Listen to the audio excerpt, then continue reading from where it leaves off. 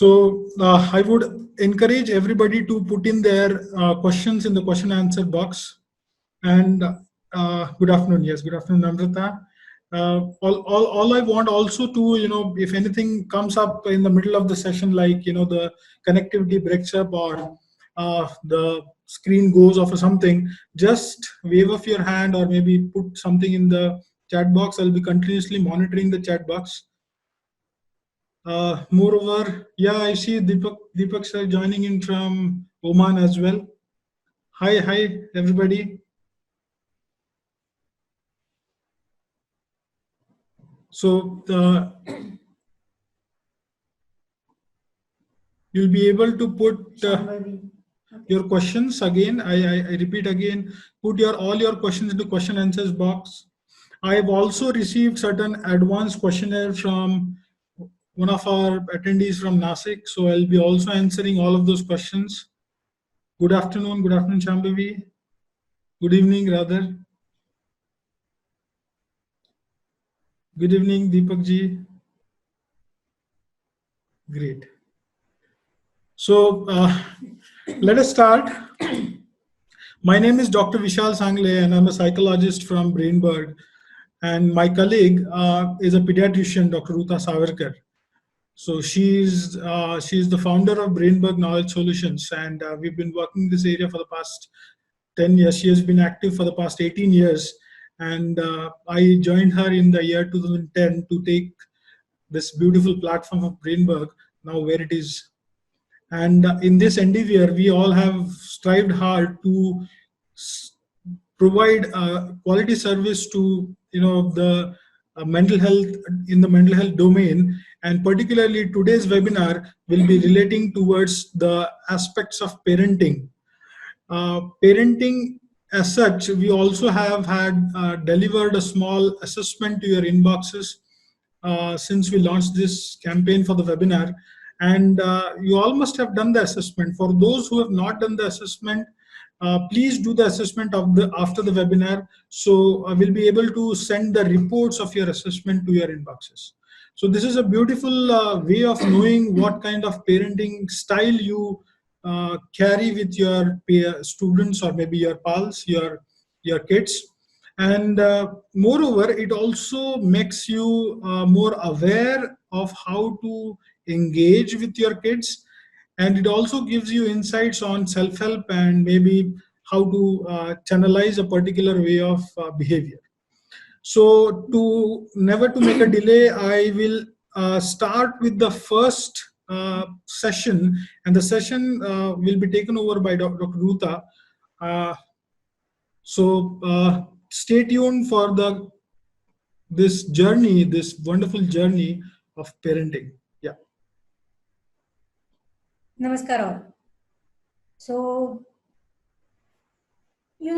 what is the beginning of parenting? Actually, let me share with you the definition of parenting, which is at most the ultimate definition of parenting. Parenting is nothing but selfless giving. Yes. Very importantly, we know from our samskaras, from our stories, we heard about that Matrudevo Bhava, Matrudevaya Namo Namaha, Pitrudevaya Namo Namaha. Mother is the first teacher, father is the life teacher. We have heard about these things. Now, to understand all the shades of parenting, yes, right from bright, vivid colors, beautiful colors, the sacrifices, the expectation, the love and the care, and along with that, the gray zones of parenting. We are going to understand whole parenting today. So this is the journey which includes the brightness of light and yes, some and few, but where we should be careful about the gray zones of parenting also. Because whenever we join something, whenever we are there to understand, to listen, to learn, there is one and foremost important thing that we want to take with us something very positive. So, may I ask you very humbly, have you tried ever which kind of parent you are to understand? Are you so much open minded for whatever the changes are happening? We say that the generations are changing, we say the era is changing, we say there are so many challenges, and nowadays parenting is more difficult. Few say like that, fine. But for me, with my experiential learning, I will say these are changes which are happening. So, the ultimatum of parenting, if I may say, that the mother and the father, they are visualized, they are respected as the God. This is one side of the coin.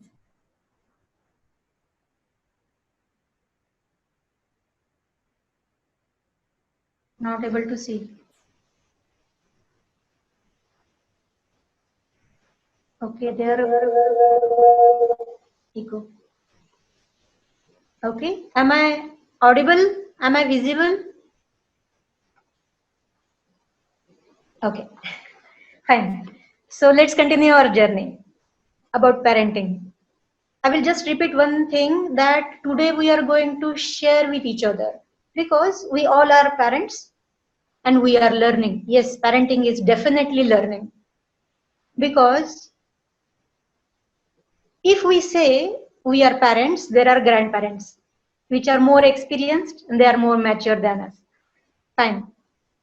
So we are going to understand two sides of coins of parenting, all the colors of parenting, not only the brighter colors, but also the gray zones also.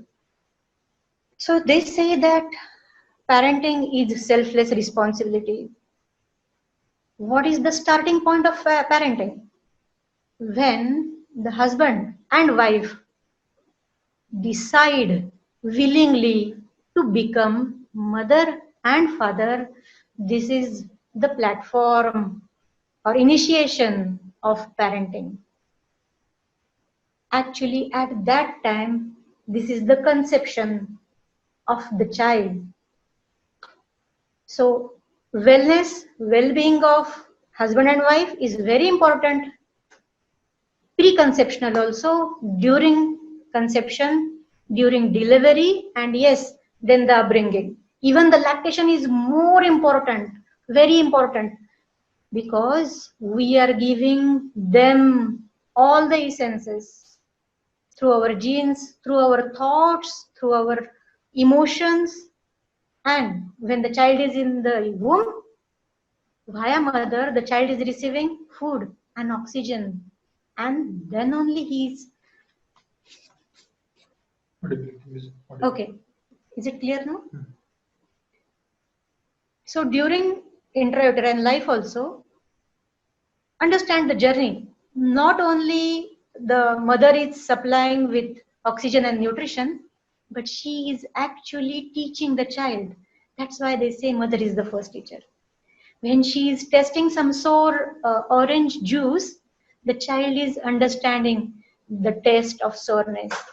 When she is experiencing some intense emotion like fear or ecstasy or happiness, the child is sensing and learning the same. Actually, status of mother, status of father helps the child to develop its own personality. And why we say father is the life teacher?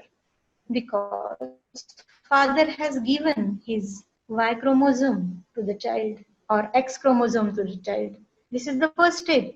But most importantly, in our samskaras, they say that father has given the virya, that is his strongest thought process and gift to the child. This is the beginning of parenting story. Next slide, please. Now, we have to understand the perception of child and parent. We mostly say that we don't expect anything from our children. We just want them to be successful in their life. We just want they should be happy, they are enjoying their life, their family life, their professional life. We should actually give everything to them so that they live the life happily. But whatever we are giving, the first thing to understand is what type of parent am I? What are my visions for my child? We should be very clear. Uh, am I actually imposing my own dreams or my own expectation knowingly or unknowingly on my child? Why this is happening? Because understand very important thing. Around 50 years back, we were having minimum 2 or 4 siblings with us, and parental vision was actually it was shared by so many of us. But now, if we say the child and parent, there is only one child or at most two. So all the love of the parent, all the care, all the anxiety and love and protective nature is focused on only one. Understand the intensity, understand the difference, understand the variations. So the perception is very, very, very much important. Voice is breaking according to them. No, only one participant. Okay. Not good. It is not because of the. Okay. Okay. So what is the parent who is giving? Parents are dealing with child with their own emotions, with their thought process, with their actions, their expectations as well. So you should be aware of your own style of parenting. I hope you have given the parenting style assessment we have given to you, and Dr. Vishal is going to explain the types of personality or types of parentings what we are. There are some limitations also for parents. Okay, in this process, one has to understand that we should remember our own parents also, because I have seen whenever we are stable, we are calm, when we are under control of our own intellect, at that time we behave properly. Our emotions are very nicely projected towards our children. But when we lose our control, at that time we may mimic our own parents, because those impacts are so strong that unknowingly we act just like our own parents. Now there are the two projections. One is we may actually idolized our parents, that we should do the same thing because my parents, my mother, my father has done these beautiful and positive things for me, and I should actually give these same things to me, to my children. So this is one way of actually transmitting the parenting style. The other thing is, yes, as a child, we are sometimes not happy. We are sometimes disappointed. We are hurt because of our own parents. And we say, I don't want to give this to my child. My child shouldn't suffer the same emotions what I have suffered. Why I am sharing this? Because during the counseling, I have seen these cases. Very simple, 2 examples I will share with you. A child of a parent who was very introvert, very, the others were like, is he very sad or what? But he was very shy also. His parents were doctors. So when I asked him, what you want to become, my dear, in your professional life? He simply said, I just don't want to become doctor. And it was like, first and foremost, I don't want. I said, why? He said, they are attending the emergencies. When I need them most, they are not available for me, to listen to me, to take care of me.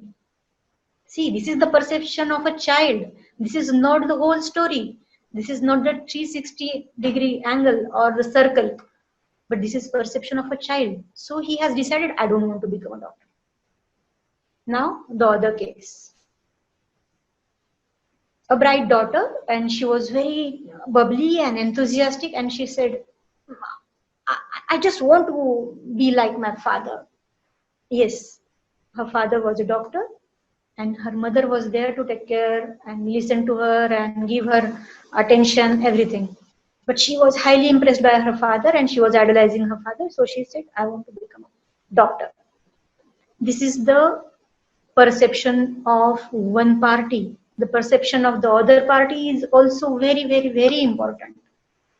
If you have seen that advertise where very 60 years old mother says, nowadays my son doesn't look after me, and he's happy when my bahu brings him sweaters from showrooms, and he is not very enthusiastic to see the sweaters I have been preparing for him. A very sentimental ad. But understand, at one point, we have to accept the phases and stages of our old children's life. Yes, we have to accept that if we stay with our child for more than 2 hours, our children, they demand, I want to play with you, and sometimes we are not so enthusiastic. So they say, we are getting bored and I just want to go and play with my playmates. Now, do we perceive that they are getting bored with us? This happens with toddlers, school-going children, and during the teenage phase also, they say, my friends are better than you. Sometimes they say what they don't mean also, that please don't preach me. I'm grown up now to understand. See my teacher, how she is so impressive and she knows the world. And see you. You both don't understand what I'm thinking, what are my visions.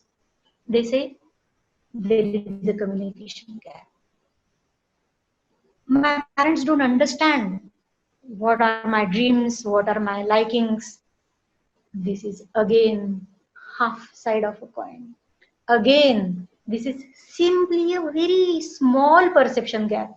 This is not the case of just this generation. This is always there.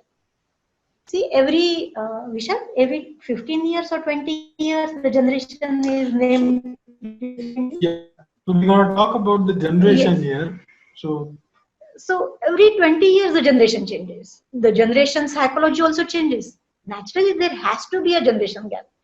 But our parents also dealt with us, and we are also dealing with our children. We are not handling them. They are not instruments. We are actually trying to communicate, trying to connect. And let me complete the definition of parenting. We are giving them selfless love and care so that they will become the best parent. And they will do the same thing with their own kids.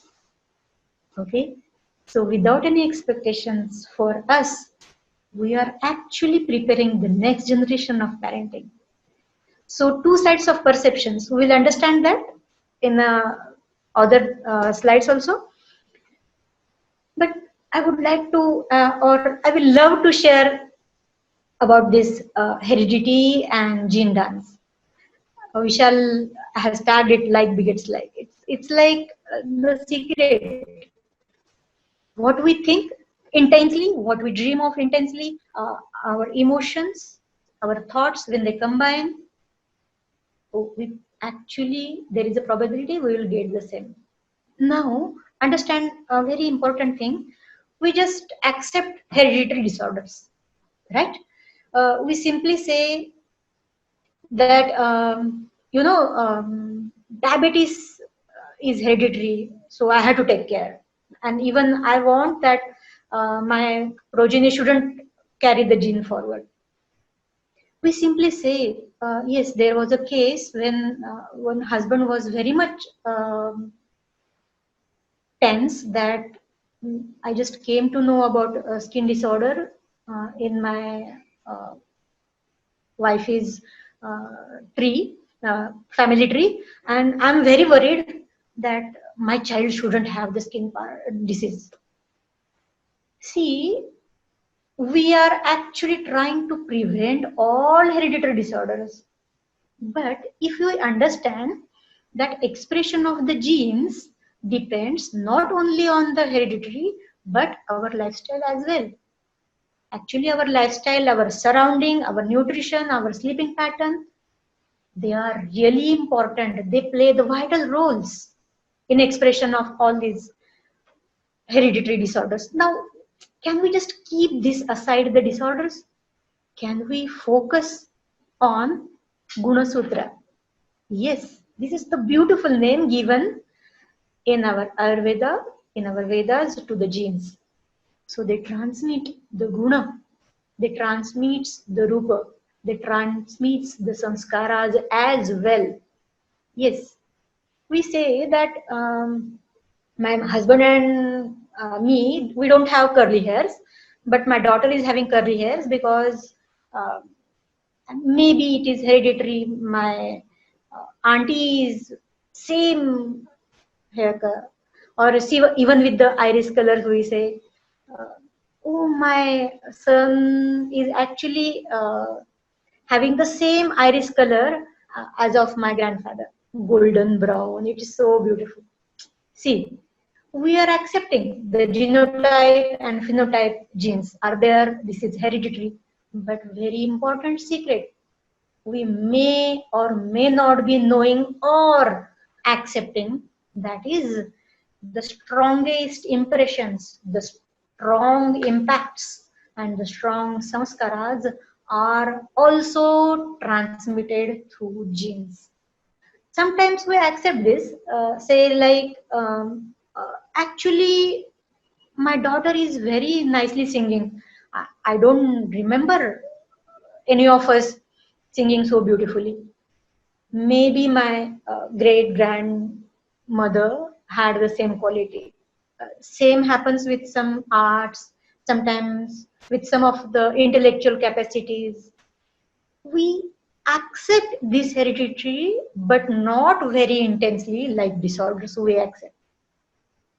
So, can you just accept at these points that if we can provide them all the positive surroundings, we can actually help them explore their own positive things, arts, and their intellect parts? Yes. So these genes can come in at the expression level and they will express themselves very beautifully. Why we are actually focusing on the gray part of heredity and not the bright and the rainbow colors of heredity as well? So this is the gene dance I have shared as parenting. So So we go to them. now the theories. Dr. Vishal, please take over.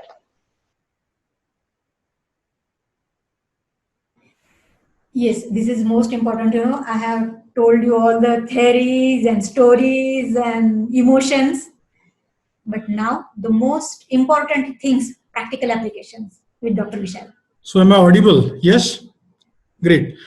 So coming back to one of the important aspects of this webinar, considering that we have laid the foundations of understanding this journey here on, the journey begins with your womb story, and it has immense impact on how your kids have been doing in their lives. One important thing that you must understand here is, the kids have enhanced activity in their brain in the early years. That is to say, their wiring and rewiring process. The nerves that you see are constantly wired and rewired. So the opportunity windows that exist in the early years are huge, especially in the first 5 years, first 12 years, in the first 18 years. Thereupon the intelligence crystallizes, and here is where you must take immense efforts while shaping your the kids' future, the early years. Let us ponder upon what is the middle part of the parenting story, and you all are into this middle part right now. we are very much unaware of what this generation has brought to them in terms of general characteristics. Dr. Ruta explained about this generation. The generation changes every 10, 20, 15 years or something like that. But let us understand what they've got to us, what they are able to demonstrate in terms of their challenges, in terms of their blessings, and all those things. So we need to go back a little in the past. I say this is a movie happening. We started with the story. We're in the middle of the story, and now we are going in a flashback. The flashback dates into the early 1928s and 45s, where the silent generation was progressing. We did not know much of them, and they were like, in a stage where they were happy. They were striving for their livelihood. I mean, they were not as much aspirational as you see people nowadays.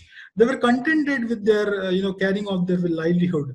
Then came the boomers, the people of age group, by 55 and 73, especially born in 1946 until 1964, and typically the grandparents of this generation that we see now, or maybe great grandparents as well, for some of them. So this is a generation which was exceptionally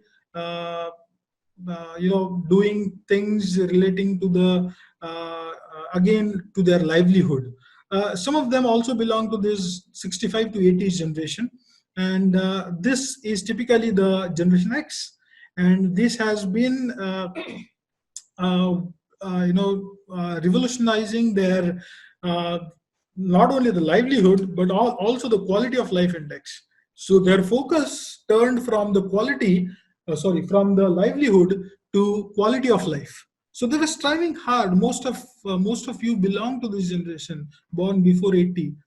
And then typically this is somewhere around 82, 83, where the quality of life index was a primary focus. Then came millennials born at the turn of the century, typically from 1981 to 1996. And these people, now we call these as millennials. Millennials is one of the most studied generations, and their characteristics are also very defined. These students, or maybe these kids, are of age group of 23, and maybe they are also the adults now until the age of 38. They have been not only looking for quality of life, but also to seek pleasures. They want something that will seek them some kind of happiness. Their goal was more of a kind of towards seeking material pleasures and all those things. Now, the generation that we see, which is born after 1997, and all kids belong to this generation until the age of 22 now, or maybe 23 as of now, these are brilliant and most blessed generation of the years. The reason I'm saying brilliant is it's not because of their hard work, but the hard work of the generations preceding to this generation. They are born with immense resources. They are born with all the exceptional resources that none of these previous generations were available with. For example, even in your half lifetime, most of you must have not seen your cell phones. Most of your parents in their half lifetimes must have not seen the television sets, or maybe electricity for that matter. But Generation Z has been blessed with all these things. And not only this, they are more resourceful as well. The resources around them are immense. So they have got this, immense amount of aspiration to create an impact. So you'll find every other child in your home or maybe in school will want to talk about do something different, do something hatke. They will call that, I want to do something which is different from others, I want to be unique, and I want to do something very exceptional and all those things. So they want to make some impact. And the other thing about this generation is they're very, very, very impatient. Yes, I'm saying it right. They're very impatient. They want it here and now. And if you don't give them here and now, they will go into some kind of tantrums. And these tantrums usually are not, a part of the generations preceding to them. So you see, the generation saga began from silent generation until the generation Z, which is more impatient. We're trying to understand the change, the magnitude of change from silence to impatience. And that is the crux of it. The amount of information that they are processing, the amount of the amount of stimuluses that they're getting, they are so much so that their attention is compromised. So there is a very strong correlation between attention and information. So information in its basic form or any form tends to attract attention. For example, you are seeing this webinar, you are attending this webinar, and suddenly something happens with your phone buzzes, or maybe your bell rings, or someone gives you some, calls you something, your attention goes there. Your ears, your eyes, your senses are attracted toward that kind of information. And believe me now, if kids are born in this generation and they're getting a lot of impulse, stimuluses or inputs from the information explosion happening around them, what would be the condition of their attention? Compromised.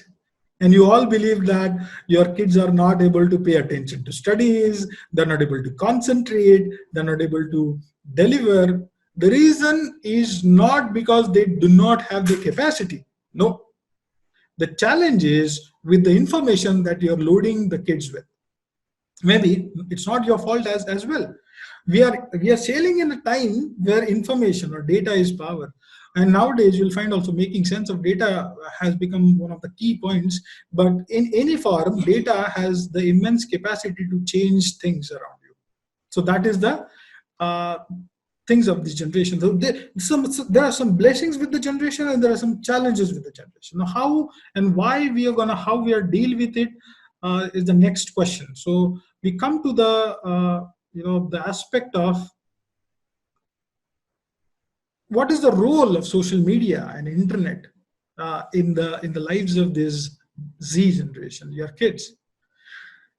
So in this movie, they are supporting actors. In this entire movie, this casting has been done as their supporting actors, and believe me, you cannot avoid this casting of the supporting actors. They have to be a part of the movie of the child now, and they are the part. You cannot separate them. So what is avoidable are 2 or 3 important things that you can avoid with your kid to limit the impact of the acting skills of these supporting actors in the lives of your kids. And that is, do not give your kids small screens. Encourage big screens. For example, if your kid has to go to some kind of online learning or maybe access internet, it should always be either on a laptop or a desktop. If you're doing it on your phones, you're compromising the proctoring strength of yours. So what is proctoring? Is keeping a watch on the child. It may be possible that the child engages with the media in a very unknown way, which you are not able to diagnose later. And the information that is being channelized through these small devices, through your applications that you've installed in your phones, is not in your control. So what happens with that is you're not able to. So there are 2 aspects to this. One, that the privacy of the child while he or she is like watching something or maybe viewing something on the small screen is quite high.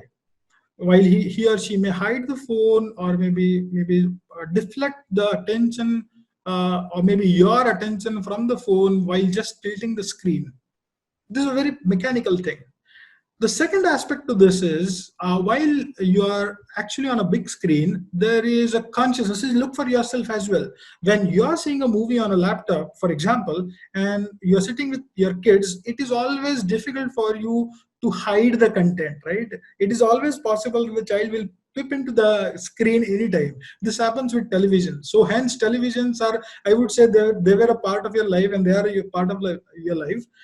We call them idiot boxes, but these idiot boxes are far more better than whatever you have in your hands now, the handheld gadgets.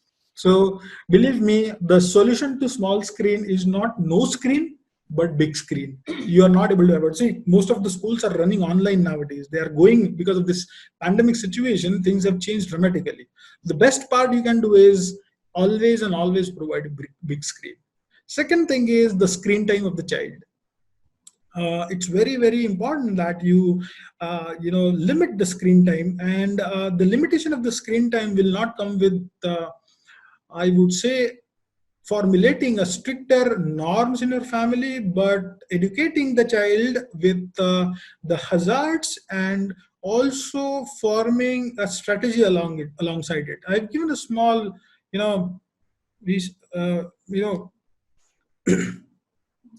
small screen time formula here. This is not a mathematical formula, but an empirical understanding of what you can do. The empirical understanding goes this way. What is the age of your child? Understand that. Is he required to go through this phenomena of internet, or maybe share the screen, or maybe be exposed to the social media? So that is one important aspect that you must consider. What is the lifestyle of your family?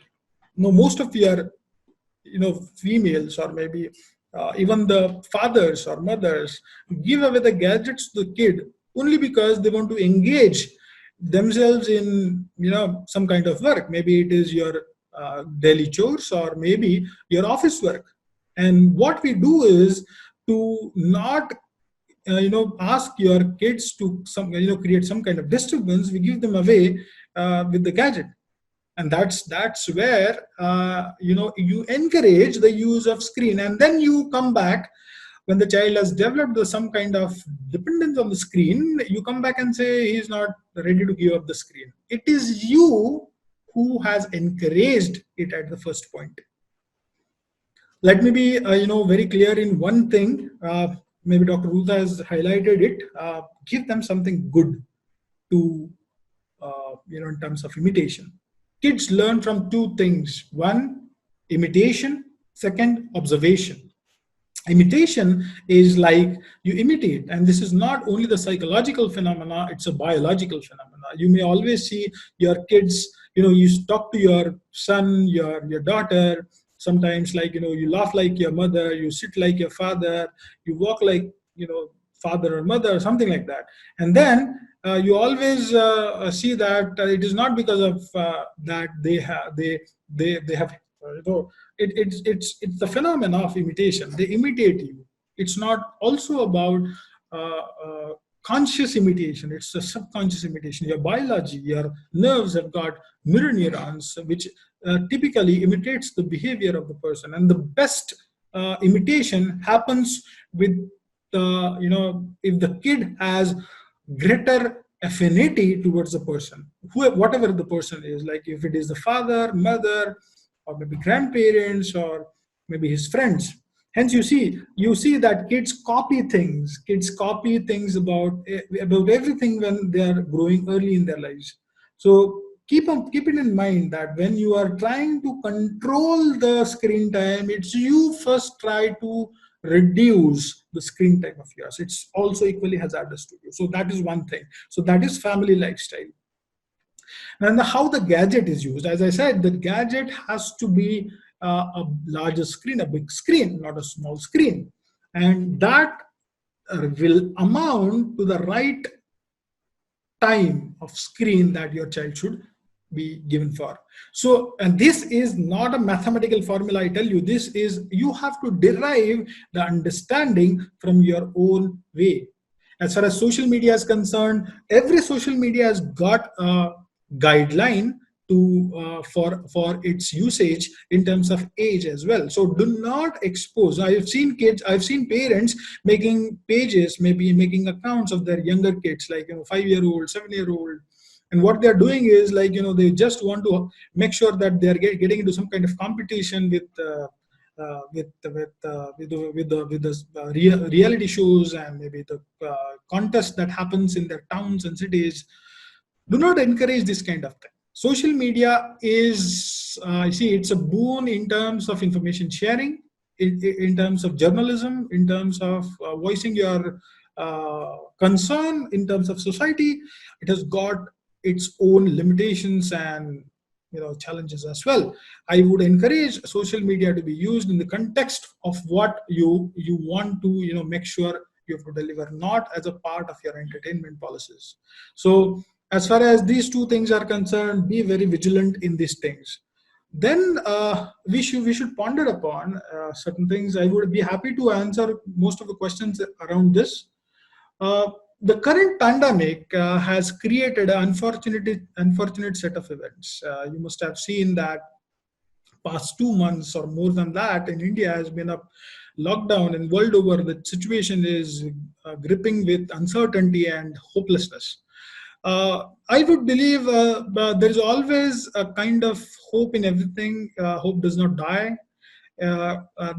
Best part here is to look upon as a parent, as an individual, as a person. You must look at the opportunities to bounce back with more strength, and this quality that we call is resilience. You must inculcate and encourage the resilient behavior in yourselves and your kids as well. The best part you can do it is with your small tricks. We're going to share those tricks with you at the end of the session.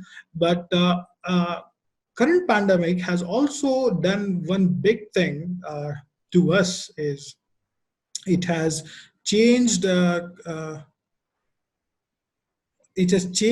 way the learning has happening around the world. And the entire education system has been rethinking and relooking into its own ways and means of delivering the pedagogy of it, and the entire aspect of how to channelize the curriculum into the kid when they're at home. And this has made the online learning unavoidable in the not only the times of COVID-19, but it has made it unavoidable perpetually. You'll find in the near future, most of the strategies aligning with the learning and education will be through online portals. And this has been the fundamental disruption that this pandemic has brought to us. I can say most of the business environments has also been changing, but education, if you see in our country, more than 25, I can say 250 million students learn. 250 million students and 25 crore students, and that is a huge number of almost 1/4 of the population learns into high school and primary school. And that is one of the fundamental things that has changed. So I would encourage that you adopt to this situation and do not detest it. The more you detest it, the more it is difficult for you to acclimatize to the situation. The best part is adopt it. In the words of Swami Vivekananda, he says, you have to make an amalgamation, you have to make a congregation of the ancient wisdom and the modern science in order to find your way ahead. If you do that, you are able to go ahead very, very effectively. And the days ahead, these kids have been, as I said, they have seen everything in their life which you have not seen until your half-life. So that's a fundamental difference. You must count on that. So let's decide upon, aligning with the education and learning methods which are more virtual and more online type of things. So it's a quite a different and difficult thing for most of us. But yes, I would say your learning curve, if you're agile enough, you'll be able to adapt to these things, quite well. The best part is what you've got is you've also got your kids with you. I'll tell you, your kids are more capable of doing that. Do not see for the judgment part, you are there with them. You have the vicarious responsibility to handle their judgments. You are there. They may be wrong in making decisions, but as far as their capacities or abilities are concerned, they are quite up to the mark in terms of current situation. They are able to adopt more advanced ways of learning in terms of technology as far as the ability is concerned. But you see, the attitude part, you have to channelize the attitude, and that is where your judgment comes into play. Let me cite an example here. You've always seen a 2-year-old, right? A 2-year-old has the ability to walk. Definitely, you all know that he can walk, he or she can walk. But you're not sure, or you cannot say with 100% guarantee that a 2-year-old can cross a busy street. That's not possible. And I'll tell you why it's not possible. The reason is the 2-year-old does not know the logic or the laws of the traffic, or maybe the speed of the advancing vehicle, how to gauge it. So all these complexities of logic and judgment compromise the ability to walk. That does not mean that the student or the child cannot walk. Same happens with your teenagers. They must have not seen the world, but they all have a very bright understanding of their worldview internally. So you see these kids of this generation Z, they're very clear about their expectations. They're very clear about what they want from you. They're very clear about what they want from life. They do not know how, and did not not able to make the right judgment. So what your role as a facilitator will be leading you towards that particular direction. So you are the pathfinders for that. So that is the life teacher that Dr. Ruta mentioned earlier. So with this, I would want to move on for the further thing, and that is, what can you do? I'll hand it over to Dr. Ruta from here again to make sure that you understand the aspect of what you can do. Good to see you again. Okay, so are we on the same line? Are we connected now? Are you still interested? So what can I do? What, as a best parent, what should I again give to my kids, to my child, to his or her bright future, to make his development perfect and all that? Now understand very importantly, we should know our own personality as a parent, as a person as well. How we express, what is our intention, how we actually connect with our child. Please take care of some people if it is there. So understand very importantly the difference between love, care, and pampering. Yes, it is very, very, very important. It's gone. It's gone? Okay. So when we are giving love and care, we are actually taking care of our children. Sometimes there is a one angle of guilt. Sometimes there is an angle of comparison. Sometimes there is some very hidden angle. What is the difference? If we are providing the unnecessary things at wrong age, at wrong stage, that provision is never a love and care, which will not help the complete development of personality of a child. May I explain these things with one incident? Okay. One of my best friend, she is just now 14 years old, and she is very enthusiastic about human rights. Okay. And she is very disappointed in her parents that they don't understand. So this new generation actually is dealing with the finances. They want to know about the geopolitics. They are very much interested in knowing the human rights, and they are very enthusiastic to to do these things. As Dr. Vishal said, they want to make the impact. They want to prove themselves because their all other needs are taken care by parents. Now, if we are providing them the stage, even though they have not experienced the life, so this is one part of pampering. Believe me, make them understand that if you want to know, to learn about human rights, this is not a virtual learning. You have to actually understand by experiencing it, human rights. So again, coming to my friend, she's 14 years old, she said, human rights are so important. And then her grandmother was like, oh God, these children, they are not practical. What should I do? I just made one simple communication with them. I told the grandma, please tell your granddaughter to help their maid to clean the pots and utensils. Because as a human right, she also should sit and learn and get educated. So grandma was teaching the maid ABCD and the granddaughter was actually washing the utensils. For merely 1 month, half an hour learning for the maid, and that half an hour the granddaughter was actually washing the utensils. This is the difference between love, care and pampering.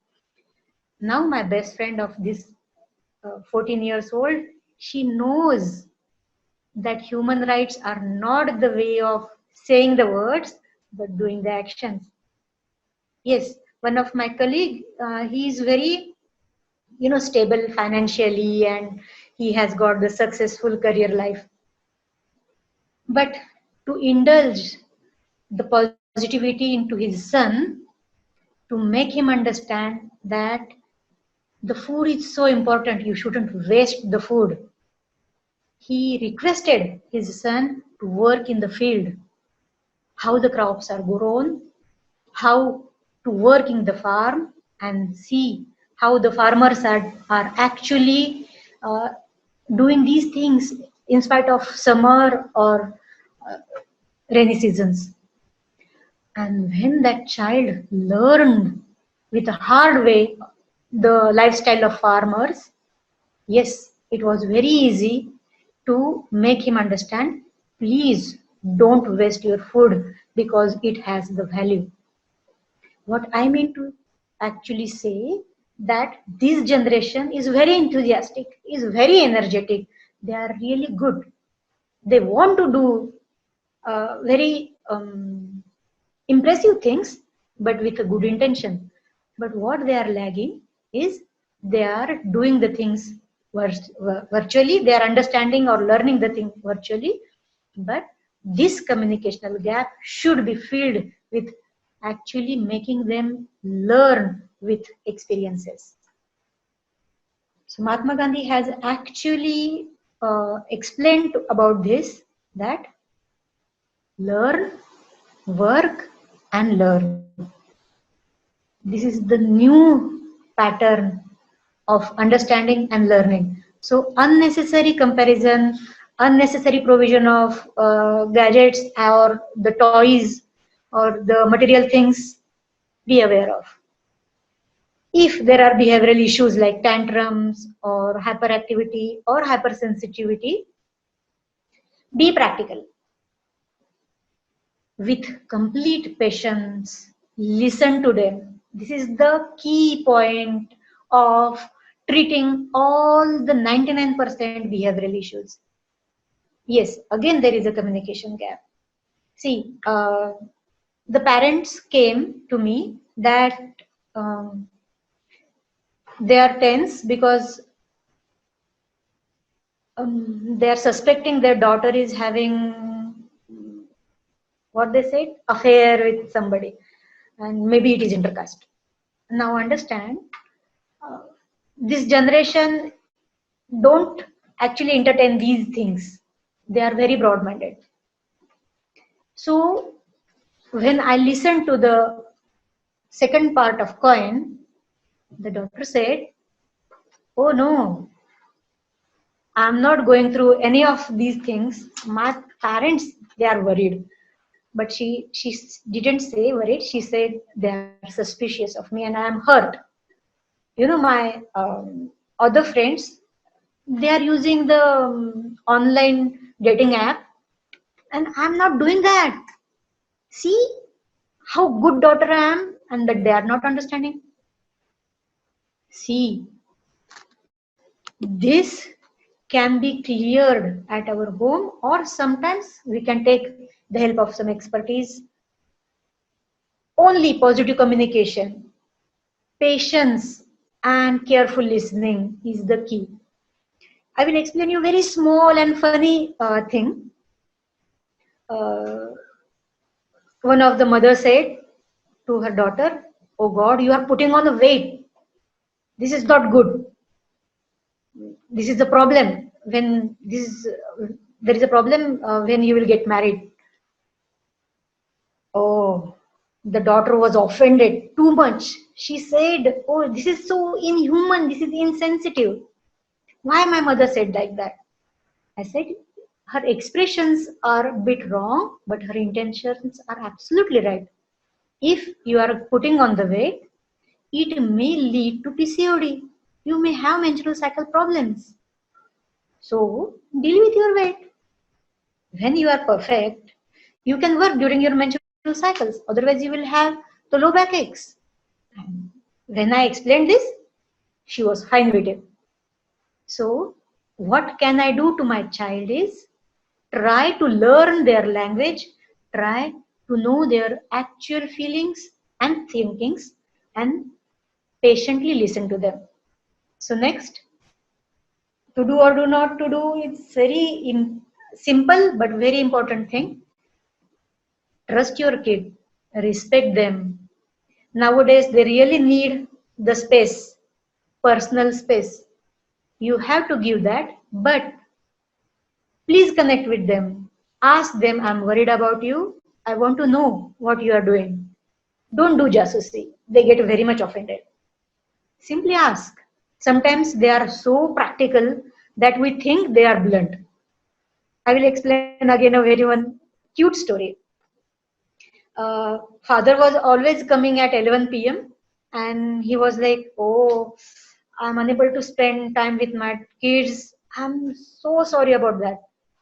And both the kids, they are school going. They said, "Oh, my father is a human. We can make errors. We are fine with it." But the thing is, we miss him. So to adjust the quality time towards the quantity time is really important. So how to overcome behavioral challenges? I have given the very simple and very important points: love, care, respect, positive communication. Yes, discipline is must. Yes, hard work is must. And there should be short-term goals as well as long-term goals for both parents as well as children. Your short-term goals may be being happy, being healthy, and your long-term goals may be a happy family life and successful professional life. But your short-term goals and long-term goals should include the ethics, the more moral values, and very importantly, being the human.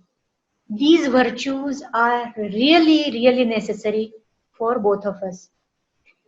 Please understand that only these intelligence quotient and I will say emotional intelligence, they are part of your personality, your attitude.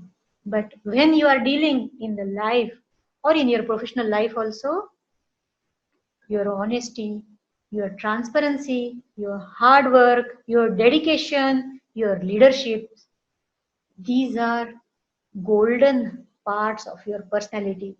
So these are not only dealt with children or their development of personality, they are actually the parental development also. There is always the chance of evolution. So my dear parents, my friends, Namaskar for being with me, and Best of luck for evolution. So what we're going to do next is I'm going to give you certain ways to impart training into your kids. So this is, I would call, is as a part of emotional intelligence training, but is applicable to most of the things that we do around with your kids. The part of this is also cultivating a sense of responsibility within the parents, and then I'm going to come to the questions that I see in the question and answer tab. So quickly running through the 10 minutes exercises that will help you impart training in the kids. First thing is you must create an environment for the kid. So beautiful way of putting it is in the words of Acharya Vinobhave. You have to make changes in the behavior of the kid, and if it is not happening through your efforts, change the environment. Changing environment has an immense impact on your behavior. So what do you do is you change the environment around the kid. That is the way you conduct yourselves, the way you keep your home tidy, the way you keep your relationship hygienic. So that is one of the important aspects that you must ponder upon. Give them something very good to imitate. They imitate you, they're gonna not stop imitating you. So you must provide an example through your behavior for them to imitate. So that is creating environment. A sense of empathetic connection has to be created and cultivated amongst you and the kid. So empathy is a driver of focus. Someone asked a question about how to improve the concentration of the kids, how to improve the focus, or maybe the ability to stay focused for the kid. What I can say is one of the important drivers in the emotional intelligence for your focus is your empathy. And you'll be surprised that I'm saying this. The reason is empathy has got three components. One, the empathy of feelings, what the other person feels, you are able to feel it. Yes, you're able to feel what other person feels. Second, you are able to know or understand what the other person thinks. Rather, understand it is the right word. But these two things are limited to only knowing things, what understanding things or feeling things. The third component is connecting empathetically to the other person. Now, this is important. While you connect to the other person empathetically, you are able to bring your focus onto that. It's not only about the person, but it's also about the object.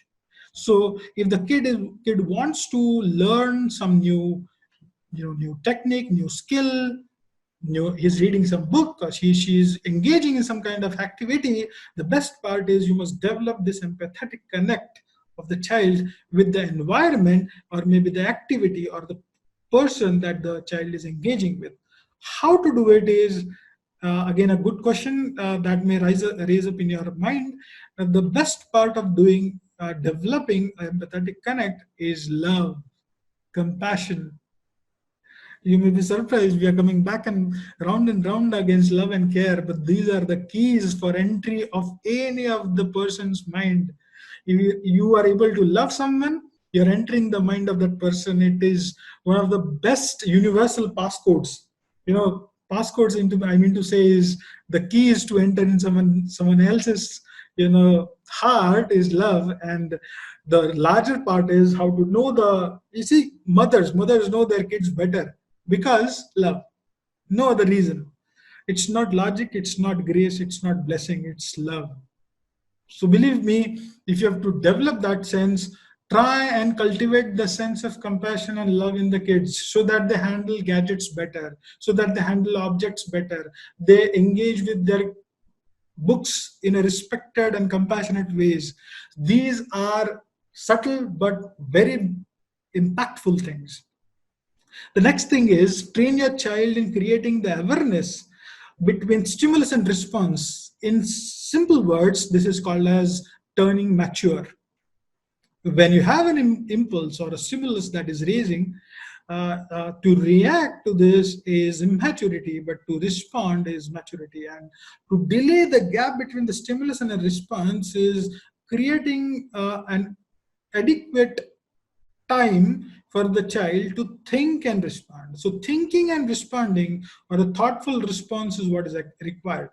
What you can do for this is teach them or maybe share with them breathing exercises. Your mind and your vital force, the prana that we call, they are equally placed on the same platform. What you do is, while you control one, the other is channelized, the mind is channelized. What you need to understand is, the best part is, your ally of your mind is oxygen, because it compensates or regulates your prana vayu that we call it. And then once the prana is regulated, your mind is stable. And controlled breathing or maybe breathing exercises is one of the best ways of regulating your mind. So you've always known meditation or say pranayama or say anulom vilom or such kind of breathing exercises help you to be healthy. And health by definition is not absence of disease or infirmity for that matter, but it's a complete sense of physical, mental, and social well-being. So if that is to be followed, you must simple technique, breathing. Second thing is, the training of cognitive control, someone said that kids are not able to focus or maybe get rid of their gadgets or maybe television or television screen or maybe the laptop or mobile, what we've provided them, and they're not able to understand the limitation of it. So this is so kids in a very natural way, they have not developed their impulsivity. Try to understand this very important thing. They've not developed their impulsive control. To channelize their impulsivity, they need to understand that while it is good to thoughtfully respond to things, they may, so for example, if they want to eat something, so they want to eat Maggie, which is a common staple food for kids nowadays, they will want it instantly. So the makers of Maggie came up with a 2-minute formula. Instantly cook and serve it. So that is the level of impatience that we've cultivated in this generation. And now they're not able to set up that impulse control. The best thing that you can do is, see, these are diet and regime exercises. Dr. Ruta will be able to focus more on diet, but I'm going to tell you something about regime. The regime is sleep, a simple variable, a simple component of your life. 7 to 8 hour regulated sleep, a rhythmic sleep, which happens from 10 p.m. to 6 a.m., is one of the highest indicators of health, and maybe for that matter, concentration. Your sleep is not letting your respiratory system to sleep. It is not letting your cardiac system to sleep. But what is sleeping actually or limiting its exercises is your brain. And your concentration is a function of your brain. So if you limit the exercise of your brain with 7 to 8 hours of sleep, you're actually strengthening the next outcome, the next expression of that organ. So this is very important. 7 to 8 hours of sleep, and mind you, that sleep should happen when the time is prescribed. Do not allow your kids by any means to sleep after 12. I mean, you should not prohibit them to sleep, but you must encourage them to sleep early on. That is before 12. That is important. The ally of your brain, and that is oxygen, works efficiently when the brain in itself is healthy. So you must encourage a good sleep. You'll find the result coming you in 2 weeks or 3 weeks, that the concentration has gone up. I'll tell you one important irony of the situation. Most of our kids do not sleep early, and we blame them to stay awake until night. It is because you do not sleep early. It's up to you. You decide to sleep early. You decide to rise early. Kids follow. That is the crux. That is imitation. Maybe not same day, but within weeks. Definitely. Within 2, 3, 4 weeks, the cultivation of habit happens. Yes. Habits take normally 3 weeks to almost 8 or 9 weeks to perpetuate in your behavior. So that is one of the fundamental things. And then the last comes is how to manage the triggers. Like someone said that the kids are throwing tantrums, they're yelling, they're screaming, they're not able to, come along with things. So how to channelize their triggers? Dr. Ruta said one important thing: communication. You talk to the kids, understand them. The triggers, or maybe the tantrums or yelling or screaming that the kid does, 9-year-old, 8-year-old, 10-year-old, it is because they are not heard properly.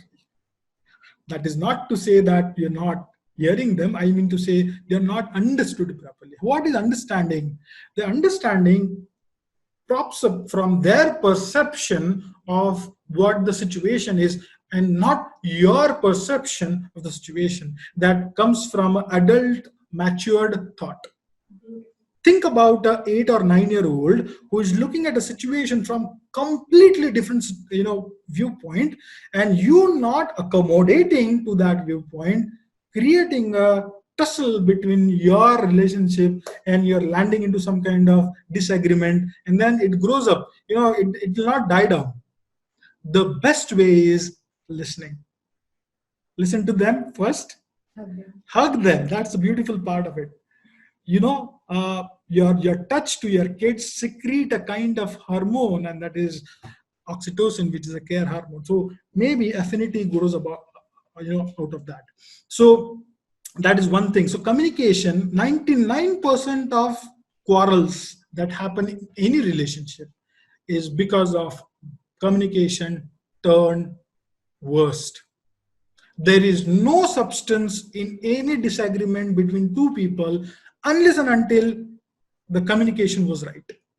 If the communication is good, there is no any point of disagreement. You can either land up into collaboration, or some kind of accommodation of other viewpoint, or maybe compromise for that matter, or maybe you totally can avoid.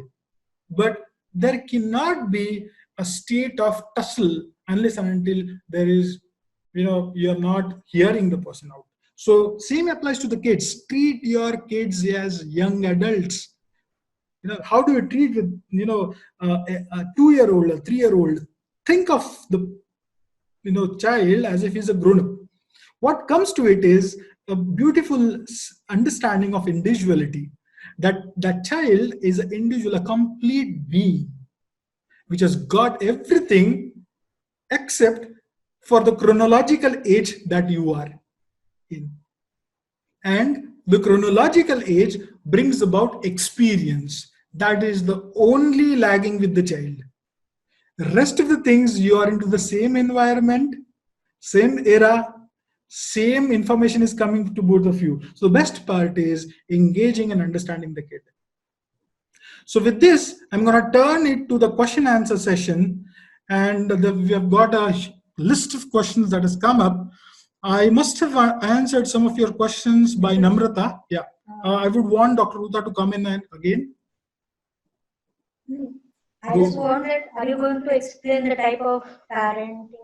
Yeah. So one thing, the parents who has given the test will come to know about the types. And yeah. So I hope we are not echoing again. We are able. We both of us are audible clearly. Just yes, super. So let me tell you one important thing is about your assessment that you did. You were provided with the supplementary assessment earlier. Most of you have got it. Almost 50% of people. There's an echo. Someone said there's an echo. Okay, now I think it is okay with this now. Fine. So while we understand the report, you went through a 15-20 minute small questionnaire to understand your parenting style. See, folks, no style is good or bad. No parent can be trained for parenting, I tell you. Hence, the name of the session is Parenting with Parents. We are sharing, we're not training you, first thing.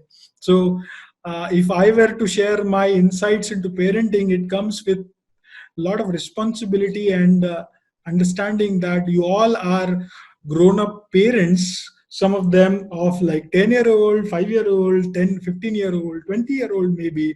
And I'm just a parent of a 5-year-old. My colleague, Dr. Ruta, is a parent of a 17-year-old. So almost all of us have some sense of understanding of what parenting is. But it's not about, doing or not doing the parenting. It's like, if you say that I do not, it's given beautifully in Bhagavad Gita. It says, uh, uh, if you say I'll denounce all the work and embrace monkhood, so that I'll not be able to, I denounce the world and I embrace monkhood, my work will cease, I'll not do any kind of karma. That is not the case. Even if you sit doing nothing, your intestines work, so they are moving. Your eyes, your respiratory system, everything is working. So it's an amount of action. So saying that I'll do nothing to my kids is not amounting to that you're not doing any parenting. You're still doing the parenting. You're still engaged with the kids. So best part that you can do is, so the assessment that we did gave away 3 type of parenting styles to you. And these 3 type of parenting styles came up with certain insights. And these insights, as I said, no style is good or bad. It can be said that some styles are favorable, some styles are unfavorable. But eventually, you all have some of the other kind of parenting. I mean, if you see the 3 styles, one is authoritarian parenting style, other is permissive parenting style, and the third is proactive parenting style or active parenting style. So these 3 parenting style, you all have some of the other score on all of these 3 styles. So you have all of these 3 styles. Only the thing is, one of them can be dominating within you. इनमें से कोई एक आप में ज्यादा use होती है. That is the only crux. It's so permutation and combination. So it is not watertight. It's not a watertight compartment. So best part is, what is authoritative parenting? Here the parent is in control. It sets the limit for the child's behavior, this to do, this not to do. And also the child, the nurturing of the child happens within the permission and the limits of the given by the set by the parents. It's not bad, it's good. You must adopt this parenting style when the child goes into teenage. It's very good to have authoritative parenting when you are into some kind of child in teenage. The permissive type of parenting is like, saying everything, saying yes to everything to the kid. Whatever the child says, yes, you can do this, yes, you can go there. So this is like, being a little kind of lenient type of parent. Here the child grows a little, kind of domineering or haughty, or the child is at the advantage of seeking permission and everything from the parent. While the third style, the active parenting style, is one of the most preferred parenting style, and that is thinking beforehand while dealing with your kids with everything. For example, you must always, this webinar itself suggests that you all must encourage, you all are interested in knowing things, learning things, and that is proactive parenting. If you do that, it's quite evident from this that you'll be able to also relate to your kids in a very best way.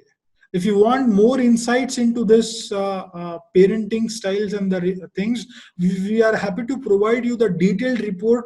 You may connect on the email info@brainberg.in. I'll be able to send the information regarding this. Now, I would also want to answer certain questions. There's a list of questions here.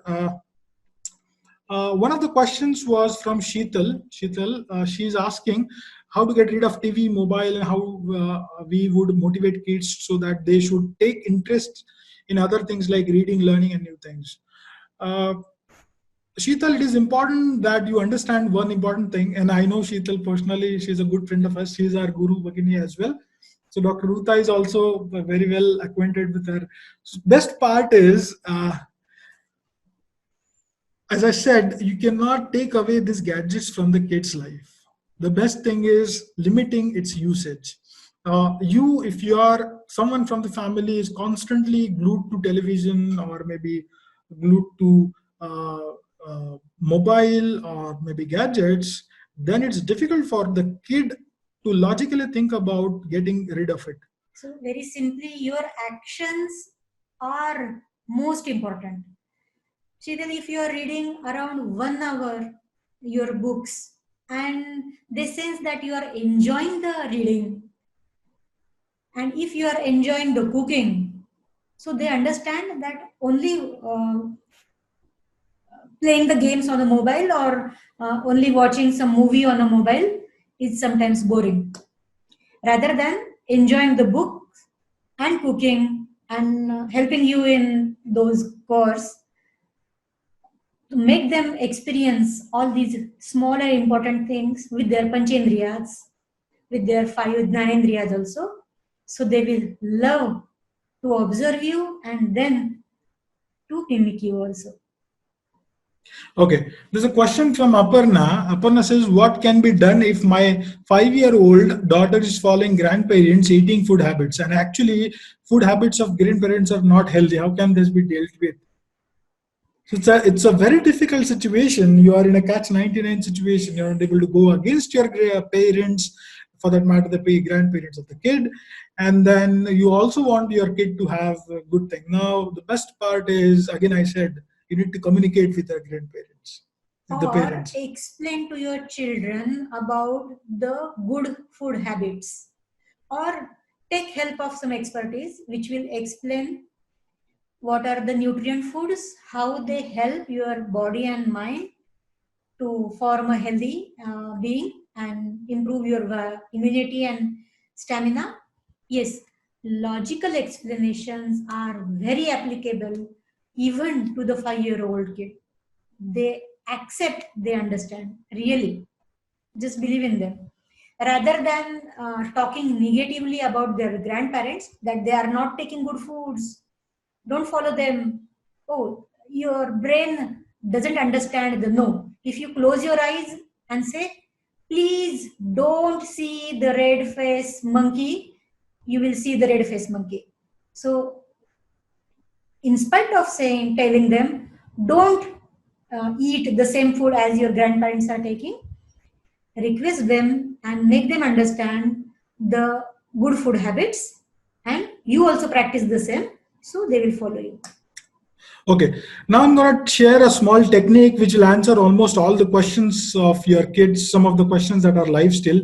The name of the technique is talking to your kids into, very affirmative and present tense. There are two ways of doing it. One is while you talk to your kids while, doing some things, uh, while you're doing, yes, I'm coming to the techniques, Namrata.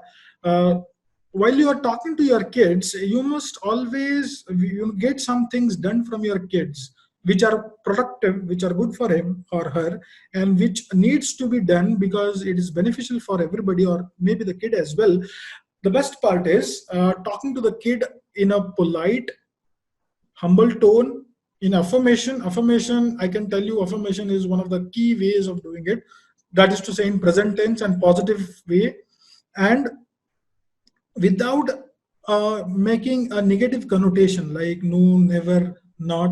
In words of Nietzsche, it's like the things that we resist, they persist. So do not prohibit the child uh, to do certain things. If you want the child should not do those things, give them an alternative to do things. Giving an alternative makes the child think of another ways or other ways to do things around. So that is one of the ways, like talking to your kid in assertive, affirmative, and present tense about options for things that you don't want your kid to do.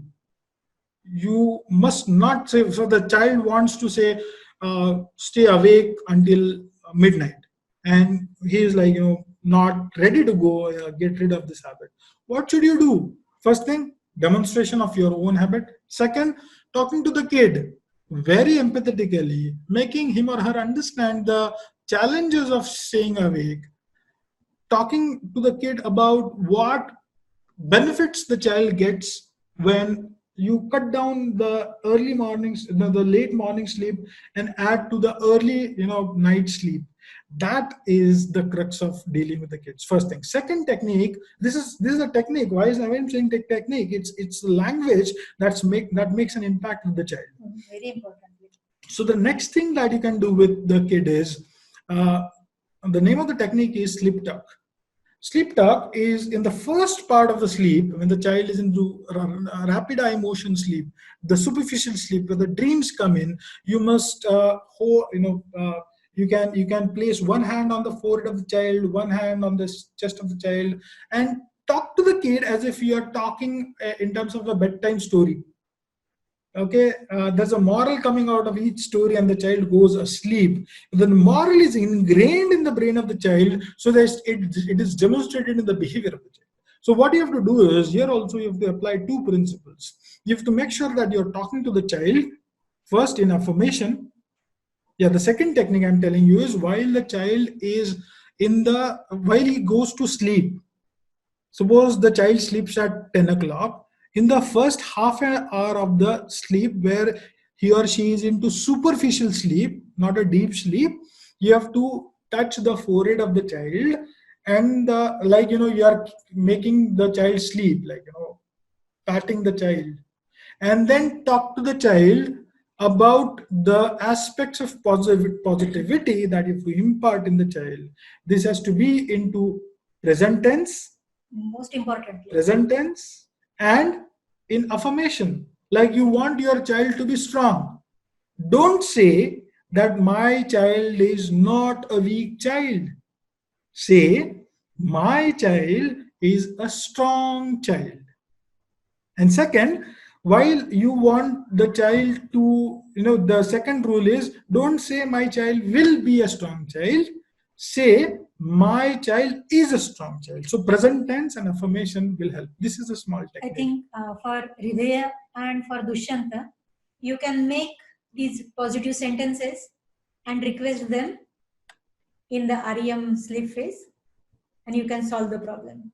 So Dushyant, same way, your son and daughter will be able to gel with each other while you talk to them about good things about them when they are into the first part of the sleep. Maybe we can help you in that. If you write to us in an email about the sentences, we'll be able to send you back. I will request here, very importantly, please remember the ultimate definition of parenting. It is not giving out our own expectations or dreams unwillingly to our children. This is not the parenting. Parenting is selfless giving, so that they will become the best parents. So while doing the sleep talk, you are not actually imposing indirectly also your own dreams and expectations on them. So be careful, because you are directly connecting with their chitta, not mana buddhi, directly chitta. So be positive, be matrudeva, be pitrudeva and their teachers. Please just have the intention that they should be the best human beings. So these techniques are usually not used for some trivial things, but particularly to build the characteristic or personalities. Okay, so please take care of these basic and fundamental rules. Positivity means not the words, not only sakaratmak shabda, but sakaratmak bhavana, vichar and hetu. This is sadhetu. This is most important in this technique. Okay. There are 2 or 3 questions regarding how to overcome the shyness by Shiv Priya. Leena asking how to if the child is not listening anyways, what to do. Or maybe Vishal asking, do the kids have different way of thinking? That is not the case. Kids do have a different way of perceiving things, thinking is happening in a very simplified way. They perceive things in a different way because they are not upgraded with their experience. That's the only thing. So how to deal with them? I'm gonna answer that. And Vipul Patil sir is asked about, is gratitude book will change the behavior, and Yes. how and towards which way? Yes, definitely. Gratitude book definitely changes the behavior. One of the best ways of also looking hopeful and positive towards life is developing gratefulness about the things around you. It takes away the mental scarcity from you. It takes away the threats. It takes away the perception of insecurity from you, and it builds the sense of abundance. So that is the way it builds your the behavior, which is optimistic and But more. in Synapse also we are doing the same part. Writing is not the only thing. We are trying and requesting them to do some actions which will show gratitude towards the society, and then to write that experience in their gratitude book is most important. So someone also asked about how to make the kids cautious about money handling. So these 2-3 questions I would like to answer in one go. The reason is this is all about behavior. And behavior modification, like Shiv Priya or maybe Vishal, Leena, and Vilas, who was asking about this, is this all pertains to the behavior of the kid. So the behavior of the kid is an expression of things happening within the kid.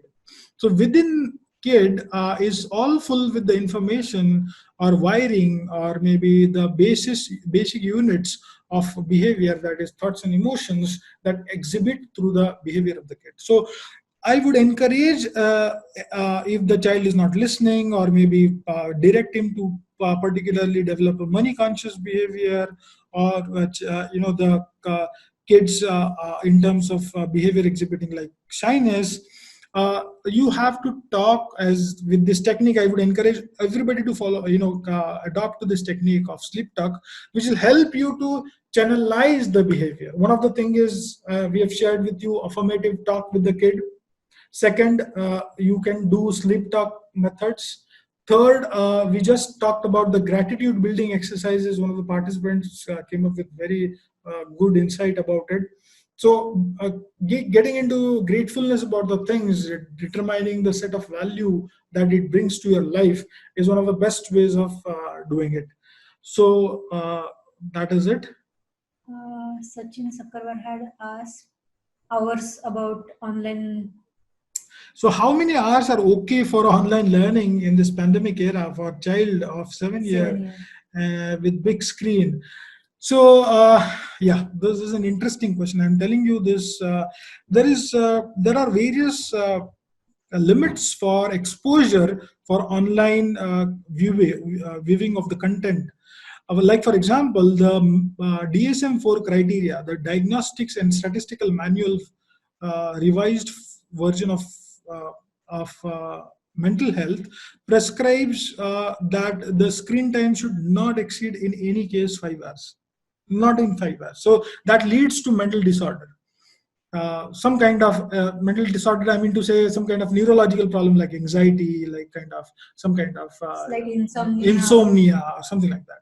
But the best thing is, I would suggest that school should limit the screen time to 2 to 3 hours, not more than that.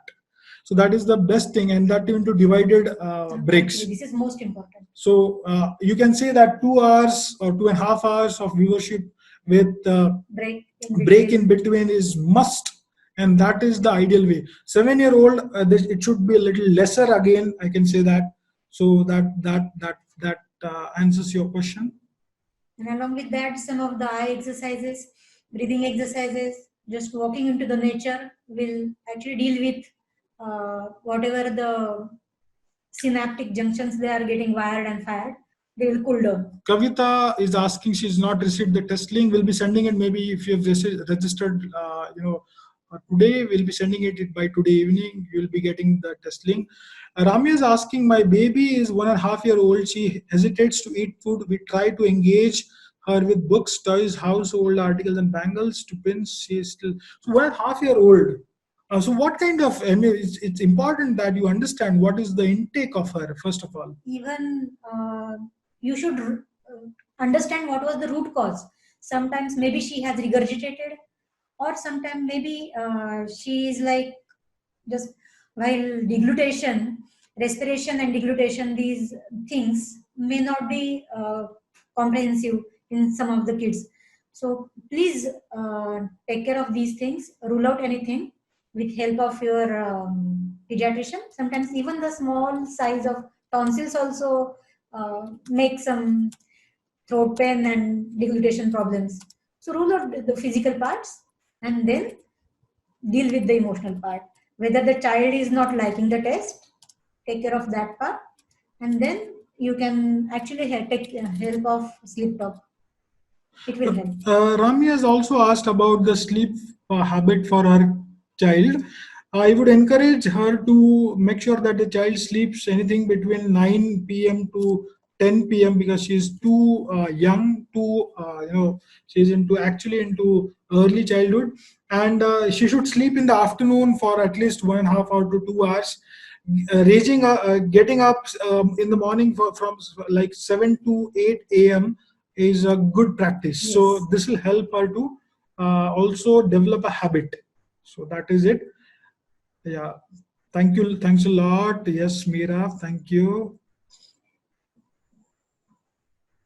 Okay. So I suppose we have answered almost all the questions. I hope. Ganesh sir, does parenting style change with the nature of kids because the siblings are of different nature and compels the parents to behave in different manner with each? So this is the best thing is you have got a typical style. We do not say that the parent has got only one style. The parent has got all the three styles within them. So they may engage with any of the child with the kid. The best thing is with whichever the child, whatever the child reaction is, if you are a proactive parent, it will help the kid to navigate through the challenges. That is the crux. Parenting is not, as a Dr. Ruta say, handling or rearing the child. It's a false belief. You have to share your life insights with the kid to help them grow. That's the only thing. Humans are the only species which help their kids to grow until they going into teenage or maybe beyond that. No other species does that, because life, even though without parents, can continue. We have immense examples of this. The best part is nature becomes their parent. Nature has everything to give to them. Give to the facilitators what is to be given and what is to be channelized to enhance their experience of happiness, of well-being. That's the crux. So understand the basic nature of the child is imaginations, listening to stories, and learning with the playway methods. This is the basic nature of every child till the age of 18 years, and even the child within us too. So naturally be as you are and be with your kid in the nature also. Visit the nature frequently and be transparent to each other. As a parent also, as a husband and wife, respect each other. Your one sentence is most important. If one parent is trying to say something and the other parent is opposing it, the children are very smart to take advantage of that. So please take care that both of you, as a husband and wife, being mother and father, should be on one platform to be with your child. And the last two questions, which are closely related, these are of aggression and anger management by Aarti and Ramdas. And I would want to answer both of them in understanding like this is also relating to the behavior of the kid. So anger is a set of emotion which is expressed in a set of unfavorable or not so favorable situation when any person goes into, and the set of events that set in after is either aggression or anger. So the best part is, as I said, 5 or 6 exercises that we have just shared with everybody. That one, breathing exercise; second, sleep; third, these are techniques for anger management and behavior modification in totality. In particular, anger management, in general, behavior modification. Breathing, sleep talk, running commentary, communication, and Then comes paying attention to the nutrition, as Dr. Ruta said. There are students making irritable behavior, expressing irritable behavior only because they are inadequately nourished, and that is not because they are not adequately fed, but inadequately nourished. That is to say, they get enough food but not nourishment. This can be because the food lacks nutrients first, or second, the body is not able to absorb or assimilate the nutrients. So understand the root cause and then treat it. Even emotional root cause also, you try to find out whether the base of the anger is some trivial issue or some important issue. Try to find out and resolve that part. If it is a trivial issue, try to neglect. The anger will calm down eventually. But take care that you are observing the child so that he is not harmful to others or to self. Okay, we are at the end part of it. We're about to conclude the webinar. Shivpriya has asked, do we receive the certificate of the webinar? Shivpriya, we are providing an assessment. We're not providing a certificate as of now. This is a parenting free webinar. But we'll be happy to engage with you later in terms of understanding your kid and you better. So on behalf of Brainberg and the entire team, me, Dr. Ruta, we are grateful to you that you attended our webinar and hope we are of some utility in your parenting journey. Thank you. Thank you very much. Thank you very much. Dhanyavad.